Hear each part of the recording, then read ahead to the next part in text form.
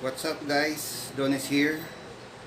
And ngayon pag-uusapan natin ang Bosch 10J job site table saw. Um, this is not a review.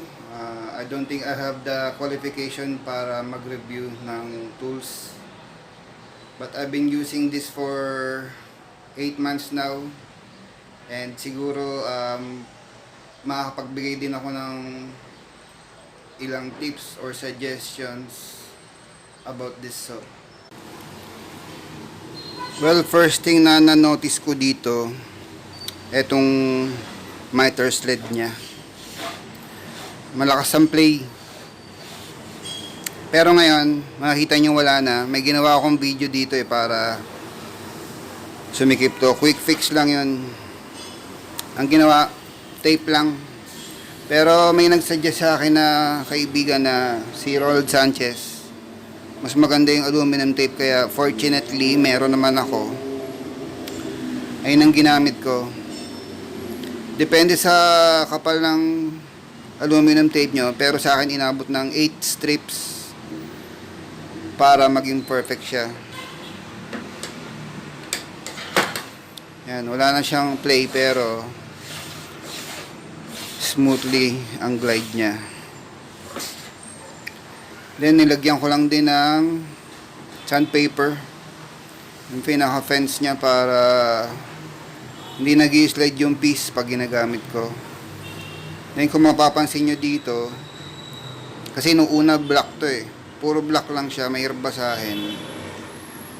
Kaya may video rin ako kung paano ko ginawa. Mas madali na siya mabasa ngayon.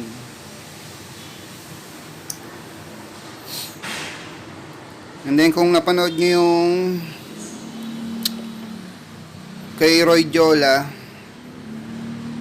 tungkol sa fine tuning, may nabanggit siya regarding dito sa right side na slot.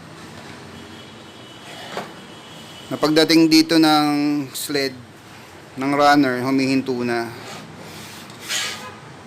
Well, actually, totoo yung kasi nung una ganito rin yan Pagdating dito ng sled ko, nag-i-stop na siya. Masikip na pag finish mo, masikip na. Pero ginawa ko lang, pinakinis ko lang siya. Ginamit ko yung 4 zeros na steel wool. Pinakinis ko lang siya. Yun lang ginawa ko.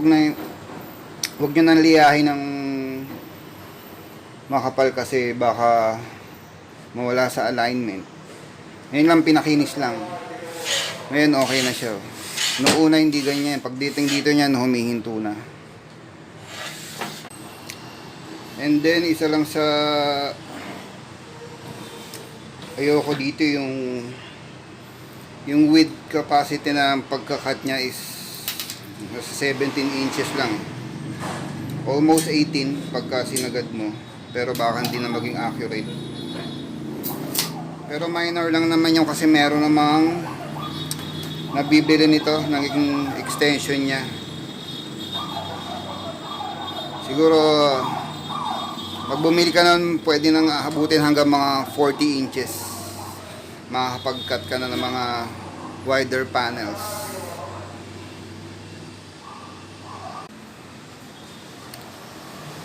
Ito naman siguro mas maganda pagka meron ka nito, may bago kang GTS or any table saw.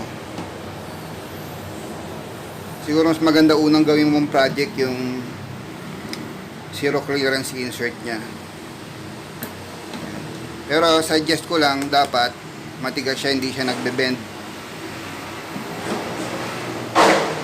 Ito naman ano to flooring to, solid. Compact wood siya. Para pag dinaan mo yung kahoy dito, hindi siya lulubog pagka malipis lang.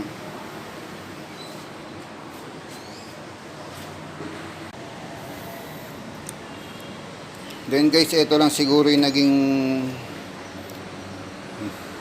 major problem ko dito Pero nagawa ko naman ng paraan. Noong una kasi medyo nakaangat tong sa handle part niya. mas mataas siya dun sa fence. Ngayon, imagine niyo,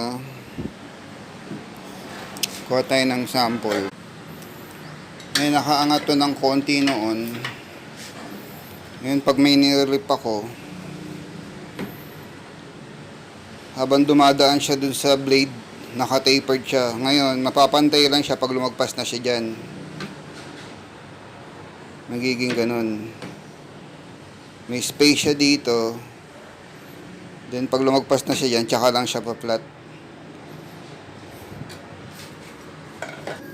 Ngayon, napansin ko lang to nung nagagawa ako ng runner ko para dito sa miter sled. Dito sa sled, nagagawa ako ng runner. Tataka ako kung bakit I can't get it right. Yung pala ito yung problema. Ngayon, in-adjust ko siya. Kahit anong adjust ko, ganun pa rin. Kaya I end up filing it down. Kaya final ko na lang. Kaya yun, mas mataas na yung fence ngayon kaysa sa kanya. Wala na siyang problema ngayon. Ngayon guys, ito huli ko na napansin to. Yung flat test niya. Kasi medyo lubog yung gitna. Pero noong una mas worse pa to, nakaganyan yan eh. Pero may in-adjust ako dyan. Papakita ko mamaya. Pero dito sa gitna, lubog pa rin kasi the way they mount the motor dito sa table eh. Kaya siguro nalubog niya to. Tsaka syempre remember ano lang to, job sa tables ito. Siguro kung gusto mong flat talaga,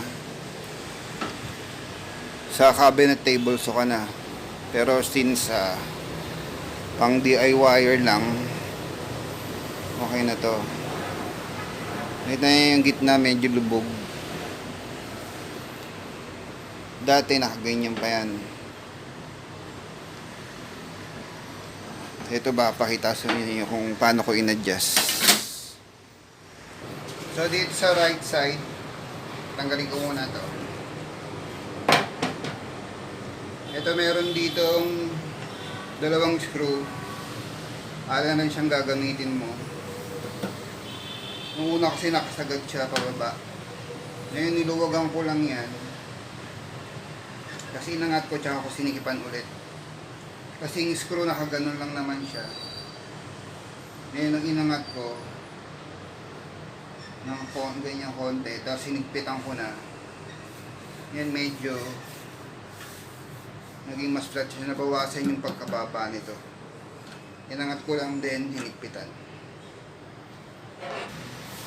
So guys, hopefully it helps, kahit konting tips lang, especially those sa mga may bagong table saw na 10K at sa mga gustong bumili. And see you na lang sa aking mga next build, and thanks for watching.